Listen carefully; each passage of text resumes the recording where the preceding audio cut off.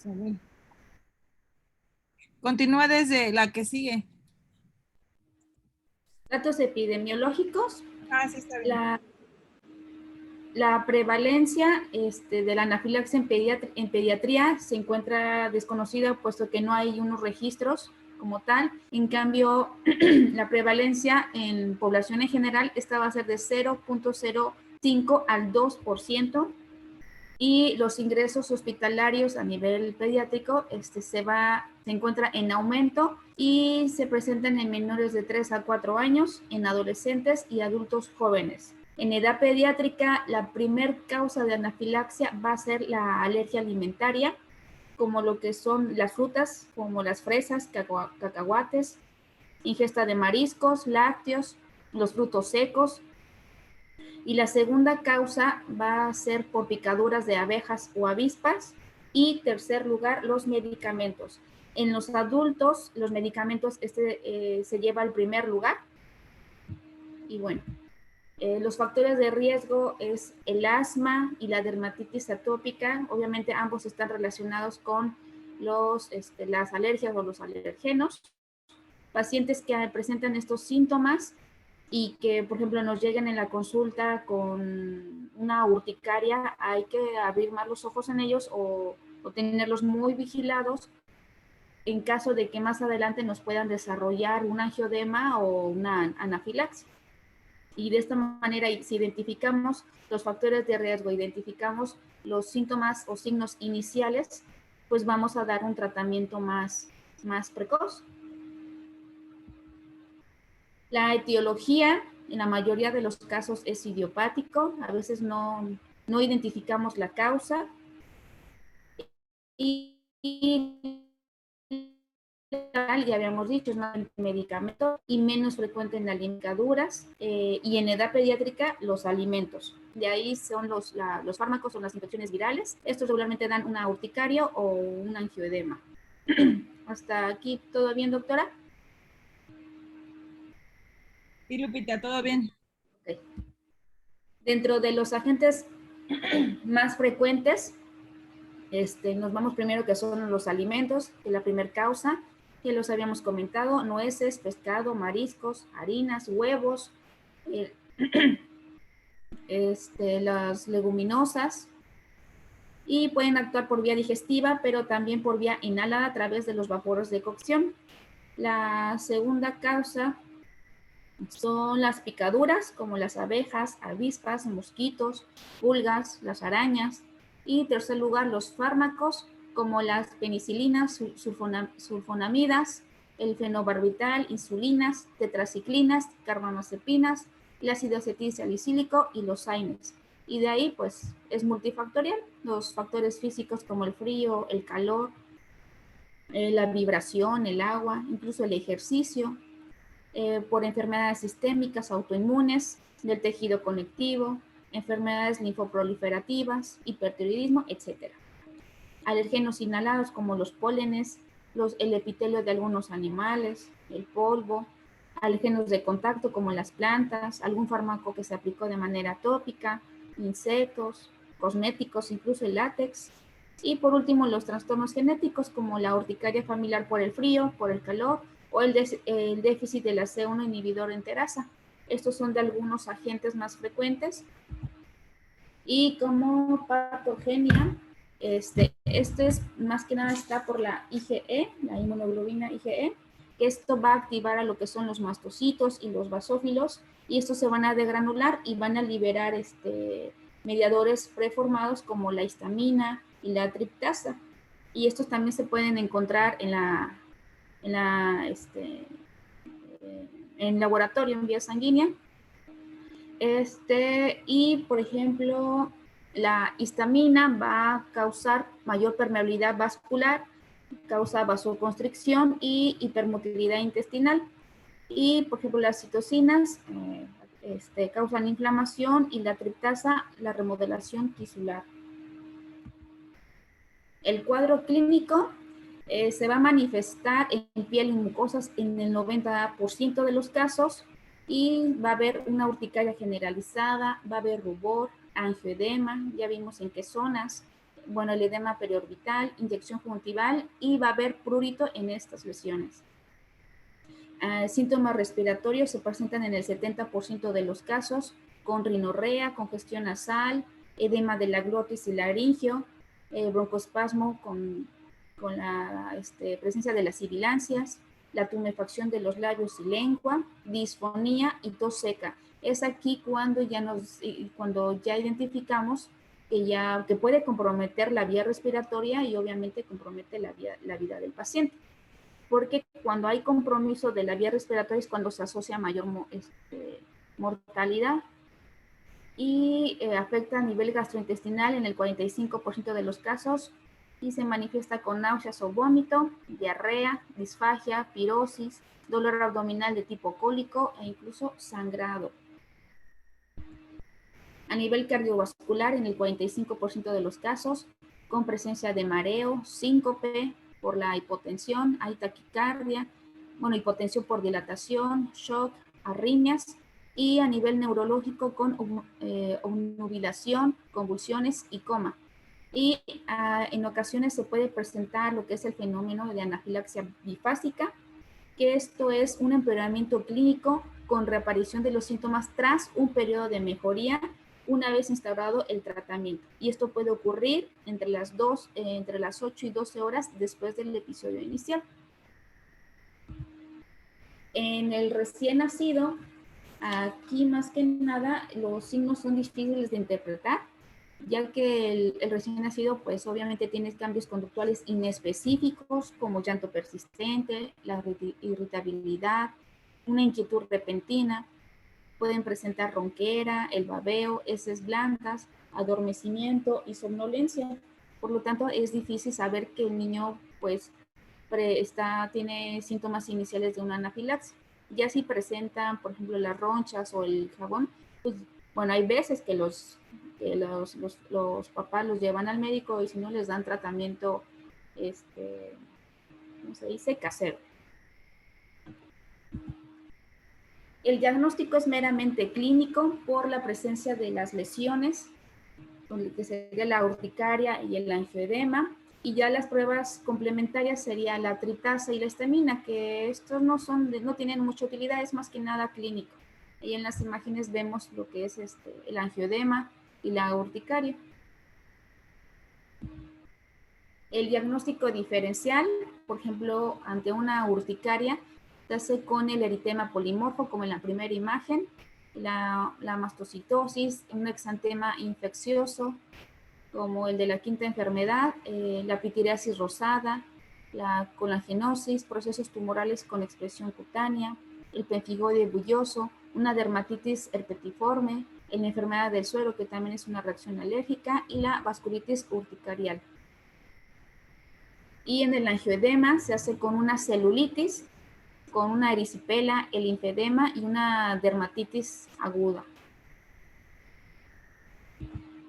El tratamiento, la anafilaxia, pues obviamente es una urgencia médica, por lo tanto se tiene que diagnosticar de manera precoz un manejo y un tratamiento inmediato para minimizar las complicaciones y evitar lo que son pues el fallecimiento del paciente. Entonces el manejo inicial básico es por el ABC.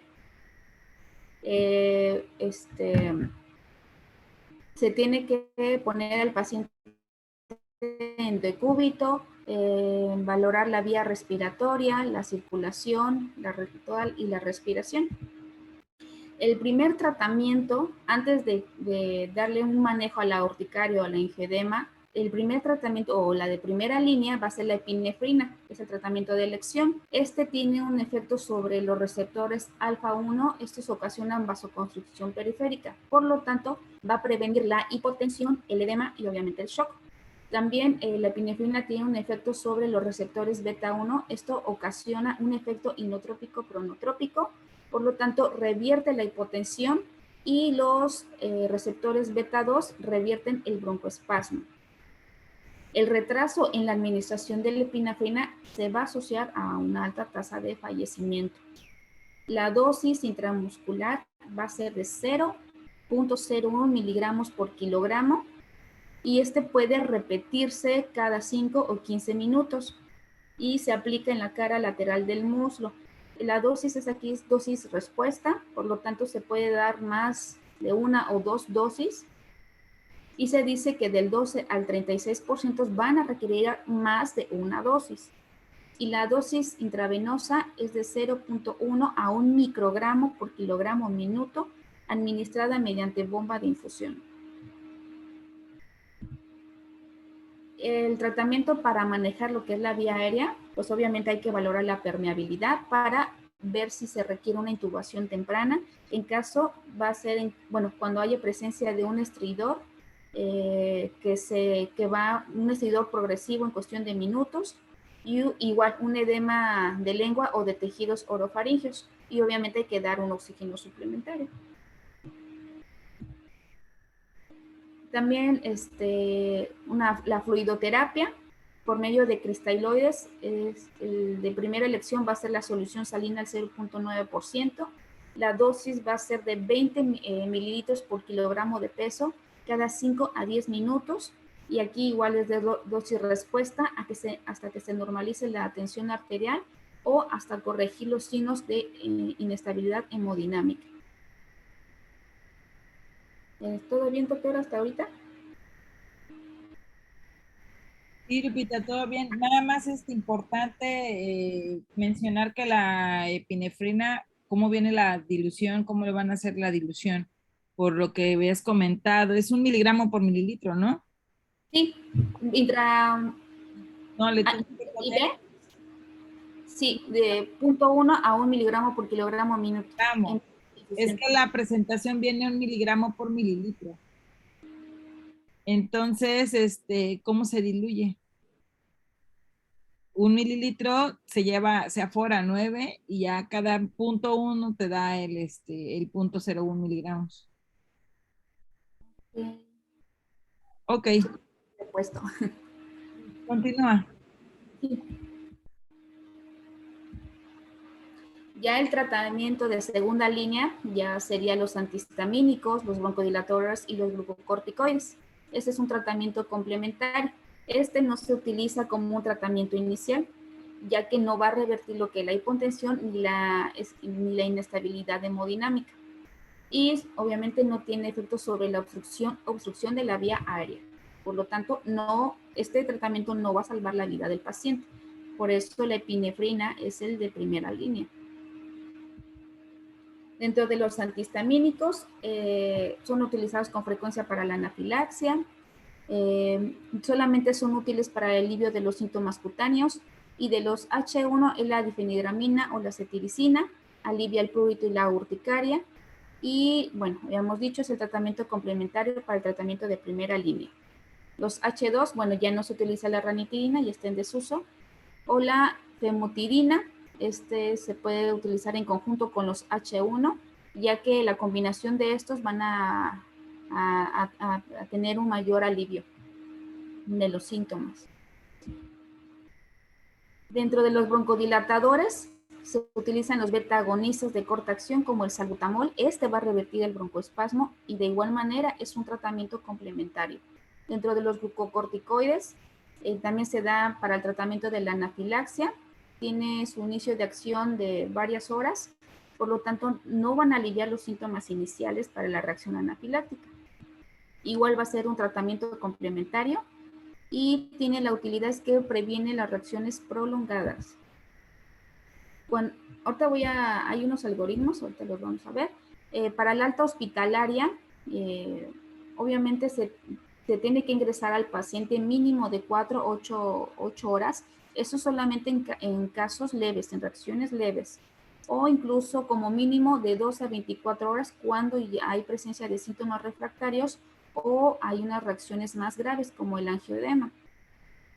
Se debe de cumplir las siguientes recomendaciones cuando ya se da de alta del paciente, como educar al familiar y al paciente. Bueno, el paciente está muy pequeño, indicarle y que quede claro los datos de alarma. Y para el tratamiento médico ambulatorio va a ser con los antihistamínicos y los corticoides vía oral. Estos se van a dar por 3 días y se tiene que realizar el envío a alergología. un algoritmo para la anafilaxia y tratar la afección de la vía respiratoria. La adrenalina ya habíamos dicho que va de 1 a 1, que sería 0.01 miligramos por kilogramo intramuscular o subcutánea, y esta se va a repetir de 5 a 10 minutos. Ya el de segunda línea es la difenidramina y la metilprednisolona.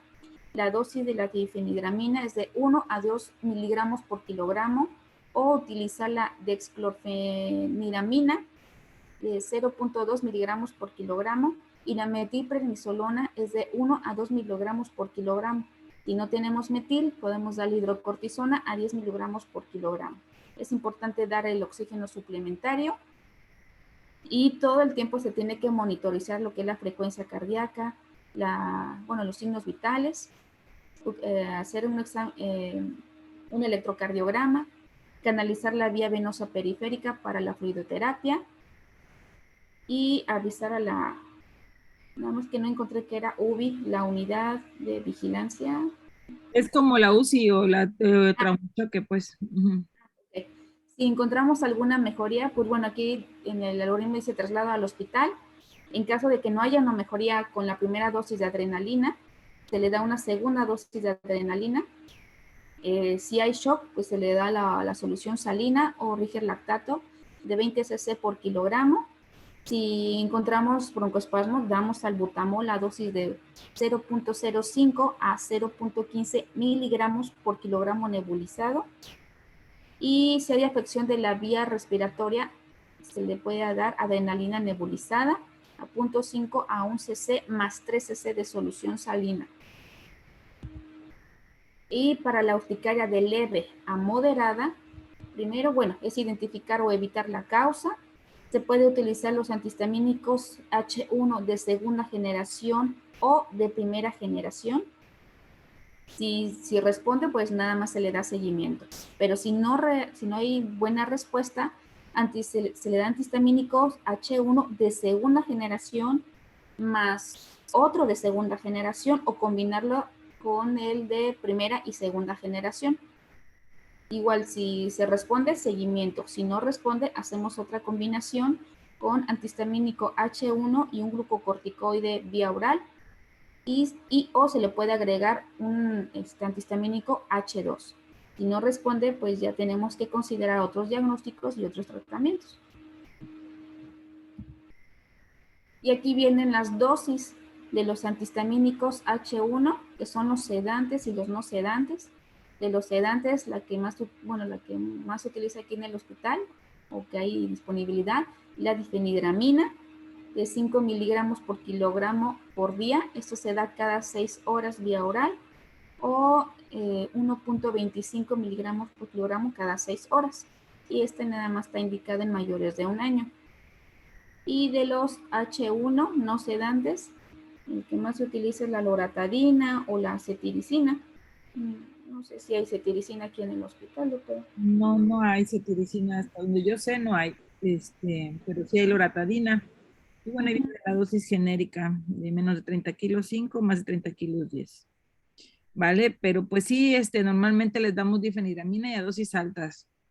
Sí, pues ahí en urgencias a veces lo combinamos con esteroide porque pues no hay otro antihistamínico. O sea, a lo mejor poderle dar loratadina, pero la loratadina va a tardar un poco, ¿no? Y pues sí es más fácil darles, a veces hay más metilprednisolona que otro antihistamínico. La ranitidina ya sabemos que no se utiliza, y pues cuando les damos dosis altas de esteroide intravenoso, sí les podemos dar un esquema con prednisolona o prednisona vía oral. Pues de la prednisolona, la dosis de 1 a 2 miligramos por kilo día, de 1 a 3 dosis. Y ya los criterios de envío a segundo nivel, en caso de que nos toque en el servicio social o en nuestro consultorio. Si tenemos una urticaria crónica, una urticaria en el caso de sospecha de origen alérgico, o que hay una sospecha del déficit del C1 inhibidor esterasa, se envía solamente para inicio de protocolo de estudio. y por gravedad, en caso de que haya una urticaria con afectación de la vía respiratoria, una afilaxia o una urticaria en pacientes con déficit del AC1 inhibidor enterasa. Y esto ya sería todo, doctora. Ok, muy bien. Importante, cuando es urticaria, síntomas leves, podemos utilizar la difenidramina a dosis altas. Obviamente va a producir efecto sedante también y pues disminuye el prurito y mejora mucho. Cuando se acompaña con datos de dificultad respiratoria o más bien estridor, más bien es la indicación, se administra la adrenalina. En algunas ocasiones les puede tocar que durante la hospitalización les aplican algún medicamento y pueden hacer un efecto de opresión de tórax, dificultad respiratoria, les pueden dar difenidramina si son apenas esos, o sensación de opresión en el tórax. Pero si tiene estridor, sí hay que iniciarle adrenalina, ¿vale? ¿Alguna duda, alguna pregunta? Tenemos 4 minutos para terminar.